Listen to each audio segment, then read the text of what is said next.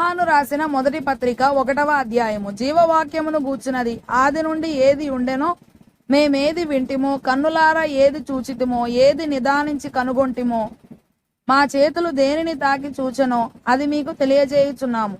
ఆ జీవం ప్రత్యక్షమాయెను, తండ్రి యొద్ద ఉండి మాకు ప్రత్యక్షమైన ఆ నిత్య జీవమును మేము చూచి ఆ జీవమును గూర్చి సాక్ష్యం ఇచ్చుచు దానిని మీకు తెలియపరచుచున్నాము. మాతో కూడా మీకును సహవాసము కలుగునట్లు మేము చూసిన దానిని వినిన దానిని మీకును తెలియజేయుచున్నాము.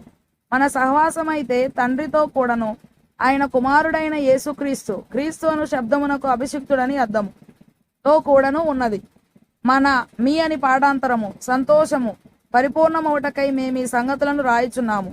మేము ఆయన వలన విని మీకు ప్రకటించు వర్తమానం ఏమనగా, దేవుడు వెలుగై ఉన్నాడు, ఆయన యందు చీకటి ఎంత మాత్రమును లేదు. ఆయనతో కూడా సహవాసము గలవారమని చెప్పుకొని చీకటిలో నడిచిన ఎడల మనం అబద్ధమాడుచు సత్యమును జరిగింపకుందుము. అయితే ఆయన వెలుగులోనున్న ప్రకారము మనమును వెలుగులో నడిచిన ఎడల మనము అన్యోన్య సహవాసము గలవారమై ఉందుము.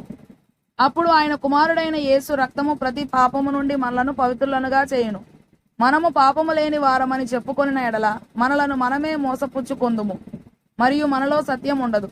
మన పాపములను మనము ఒప్పుకొనిన ఎడల ఆయన నమ్మదగిన వాడును నీతిమంతుడును గనుక ఆయన మన పాపములను క్షమించి సమస్త దుర్నీతి నుండి మనలను పవిత్రులనుగా చేయును. మనము పాపము చేయలేదని చెప్పుకొనిన ఎడల ఆయనను అబద్ధికునిగా చేయువారమగుదుము, మరియు ఆయన వాక్యము మనలో ఉండదు.